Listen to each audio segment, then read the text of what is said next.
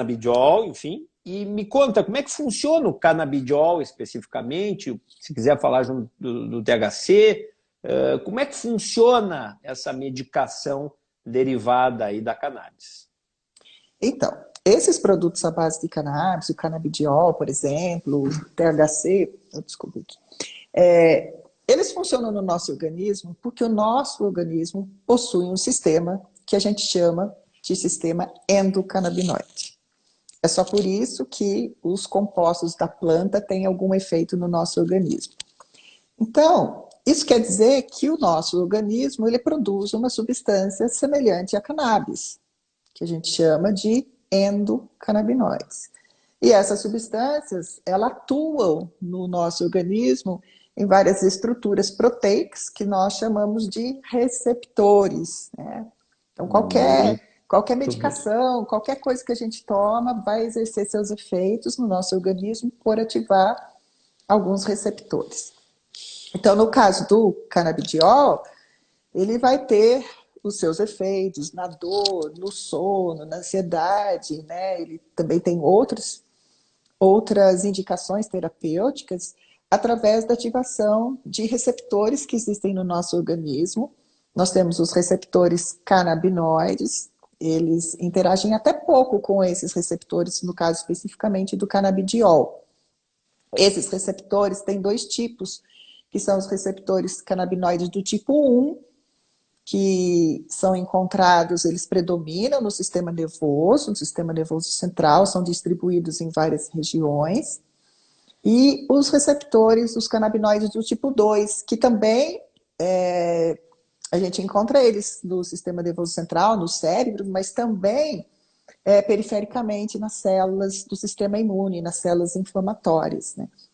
E o canabidiol, especificamente, ele tem um mecanismo de ação assim, ele não atua só no sistema endocannabinoide, ele atua em outros receptores também que estão envolvidos no controle da dor. E daí já foi demonstrado várias coisas, né? Os receptores TRPV1, que é aqueles que são ativados pela capsaicina, que é aquele creme de capsaicina da De pimenta que arde, pimenta, né? exato. Então, os canabinoides, o canabidiol também atua nesses receptores. Atua também em receptores da serotonina, atua em receptores intranucleares, os receptores PARs. Enfim, eu não vou ficar falando todos os nomes técnicos aqui, mas Não, tem vários receptores distribuídos aí no nosso corpo, que tem a capacidade de diminuir a nossa dor, dos quais o canabidiol ele tem essa capacidade de atuar.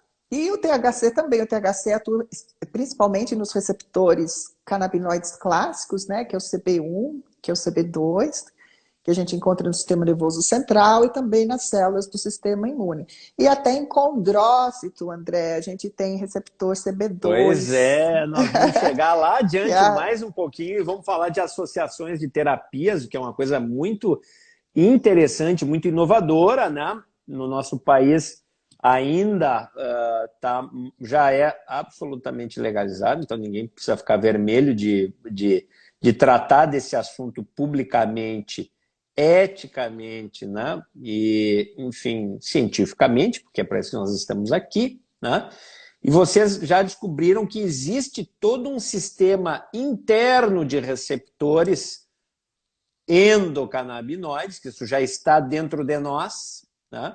E essas medicações acionam ou podem acionar.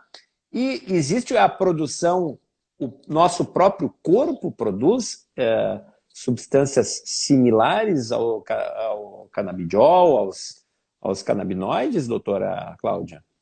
exatamente, André. Nós produzimos Nós substâncias produzimos. semelhantes, nós todos, né? Então, aquelas pessoas que ainda têm o preconceito com relação ao uso terapêutico, né? É importante que elas saibam que o corpo delas também está produzindo substâncias semelhantes à cannabis. A gente tem várias substâncias, vou falar as principais delas, que é a anandamida, que é a AIA, e o Uhum. 2-araquidonoilglicerol, que é o 2-AG. Esses são os dois principais endocannabinoides que o nosso Que o corpo corpo propriamente produz, né? produz.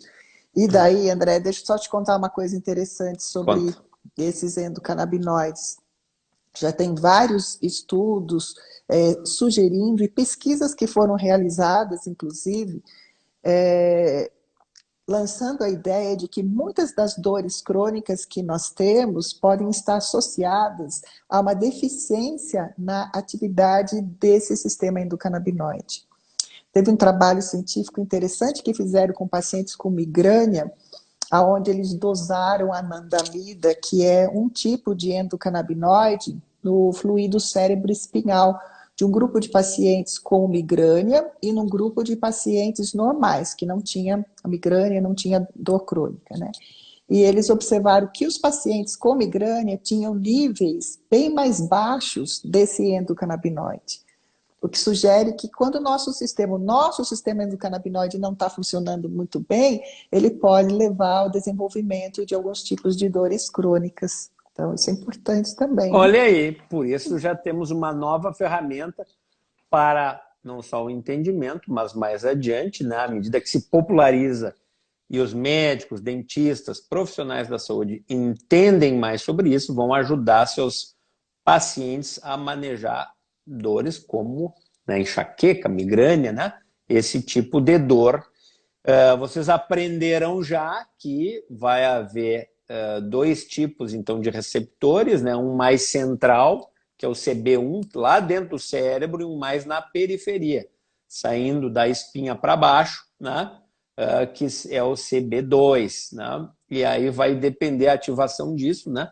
As drogas vão ter mais. Quando eu digo drogas, aqui é remédio, pessoal, ninguém fique vermelho aí, o apavorado, é o termo técnico, né, para medicação.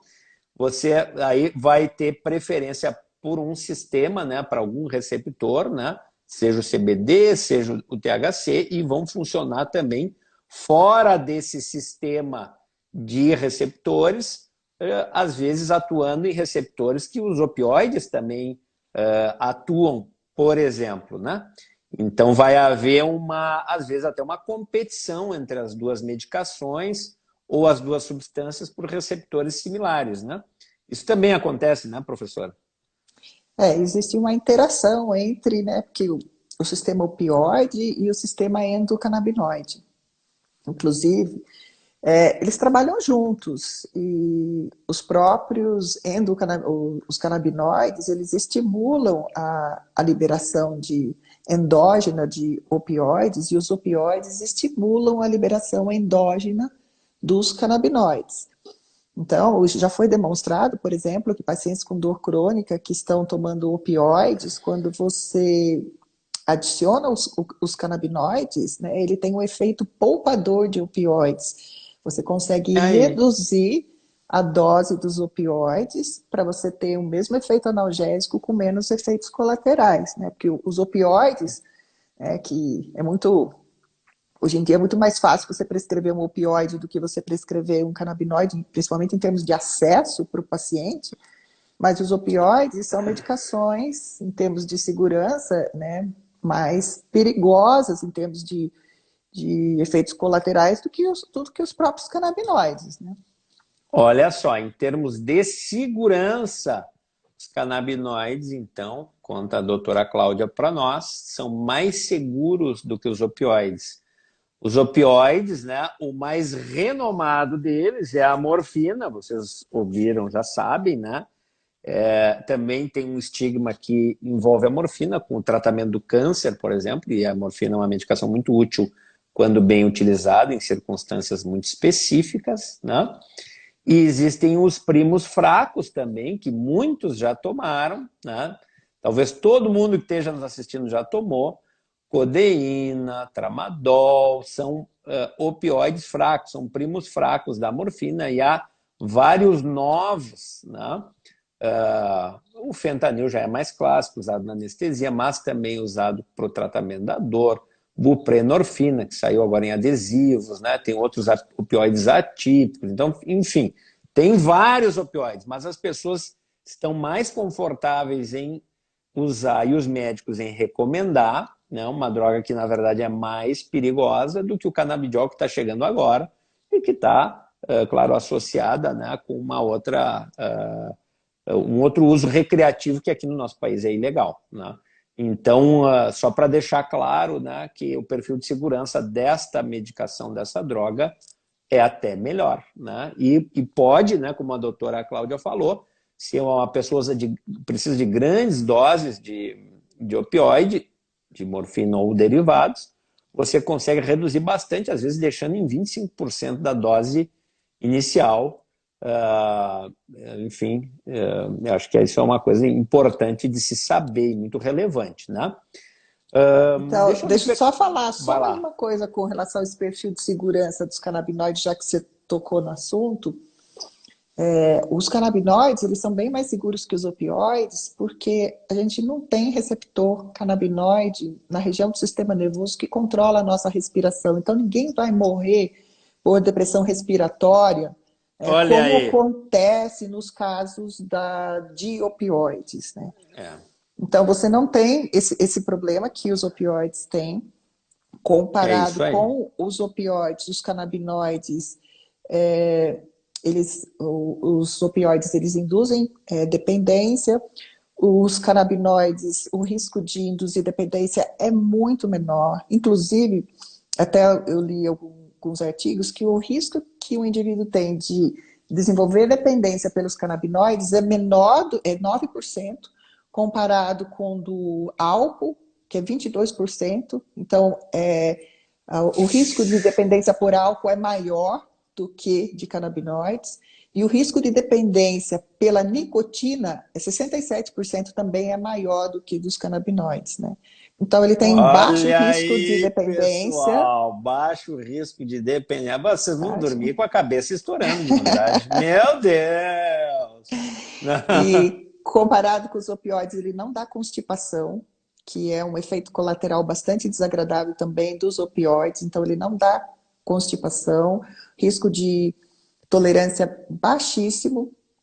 E normalmente os pacientes relatam uma melhora da qualidade de vida de uma forma geral, né, comparado com os Uhum. opioides. Absolutamente fantástico, várias coisas a dizer. Ó,